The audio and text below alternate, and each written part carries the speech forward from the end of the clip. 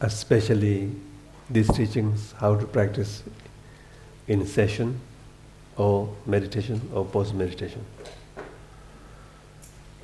And I think many of you might have many practices, no? And this is more like the tea. Mahamudra and Dzogchen. And I offered tea to you. I'm sure you have different cups. Japanese cup, Chinese cup, English cup. So whatever cup are you holding the tea, you can continue the cup. No need to change. That means many of you have different lamas, more than 1, 2 or 5 or hundreds. No problem. So whatever cup you have, and you can drink my tea in that cup, which is Mahamudra and Dzogchen. So no problem. If you have a Kaju cup or Nyingma cup, within the Nyingma there's many different Nyingmas. Within Kaju there's even more. So you want to drink in that cup. So for me it's no problem. Because all my lamas they use the different cups also, and they have a few lamas also. And I practice also. I have 5 teachers. According to the 5 teachers, I practice different methods, but all come down very helpful. And to Guju Rinpoche and Nyoju Khen Rinpoche, Adi Rinpoche, never told me that you have to restrict it into one method. So you can apply different cups, different methods. But the tea is very similar.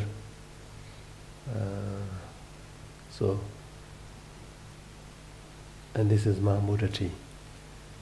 So now you have to have a simple cup to drink Mahamudra. Or you would like to have Vajrayana cup, or you like to have a Dzogchen cup, or Mahamudra's cup. So I would like to share a little bit of the cup. Okay? Cup means something along with that.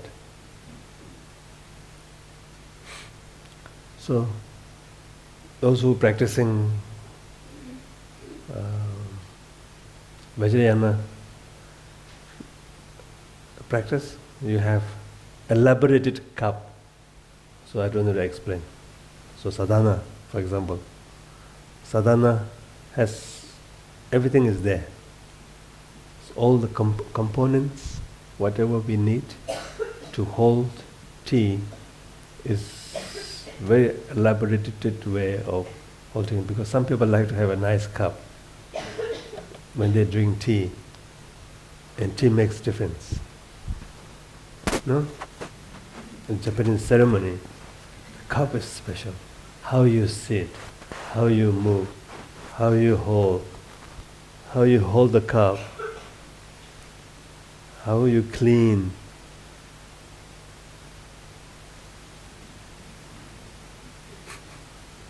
For me, it's a little bit too much. But some people enjoy very much.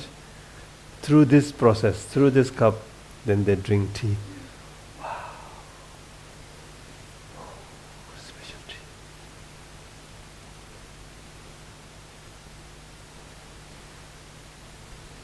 Hig? I don't know hig or not. So, through the process of the cup, in the cup, you're learning something. They learn mindfulness. They learn appreciation. They learn calm. Not only a tea. So cup makes differences, no? For me, as long as a cup, all this ceremony doesn't matter so much. I asked one of my students, Japanese tea experts, So he showed me all this process. It took 1 hour. I got really tired. Come on, just give me the tea. In my mind, I felt that. Still like, what? Cup has some, some marks. Every mark you're trying to explain. Just when you make cup, then something come out, no? It's not like, oh, this cup has this, 5 points. But actually 5 dots when they make the cup. Accidentally happen. It's not like, consciously created. It's just, too much explanation, too much ceremony. The moment when I drink the tea, I don't feel so good already. So, but some people like it very much. Oh, say please. Oh, yeah. So I asked. Then he says, the tea is so special. I say, ceremony is special or tea is special? He says, tea is special. Everything is tea. So if I drink tea in my, what do you call, mineral bottle, shake, and just drink, it will not benefit to me? He cannot answer. But he says, no. He says, no, yes, but you have to have all of that together in order to have an effective tea. You understand?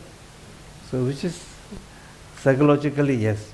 But the tea itself, I think it's the same, no? Whether you drink in plastic or gold cup.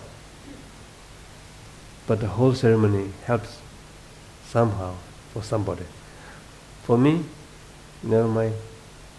Sometimes when I travel, they give me a cup, all of that, I have it, or sometimes I just put it in my mineral water, shake a little bit, and I drink. So good. So, but at least you need something to drink. So the simplest cup, Tsoknyi Rinpoche says, is 3 things. Tamba namba sums, jamdota semji, teni, nguishi, meba meba, chaso, njula, mowa. At least the cup nyungsho di disum kore sayo. So, at the least, then the cup should have what's known as 3 excellent conditions. And the first one is the refuge and bodhicitta as an introduction. And then the main body of the practice should be done beyond conceptualization.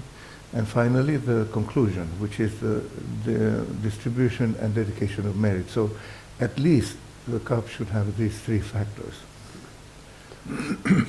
Ani jambro yang dawa samata semje ani kunzop ke so kunzop semje re kunzop semje da momba dan jupa ke ani tongnen la so ba changju ke sem samaya ta rang ke jula changju semje je ko la ta kunzop changju semje me ba yana kal khabu chai yore ta rikpa nang ni chi ke yong ko de ina rikpa me be mundu log wang ke kunzop chanju semje tonglen la sobata lojong la sobata semje ya je ne semje den te che so den tonam semje ta meba tonam semje chaje na tigre tonam semje zoche na tigre ta khaje tongba ji ge ngoshi be ngala meba nyambar sha den je so no mo ya bu che ne no malam jap ti su me ji kore.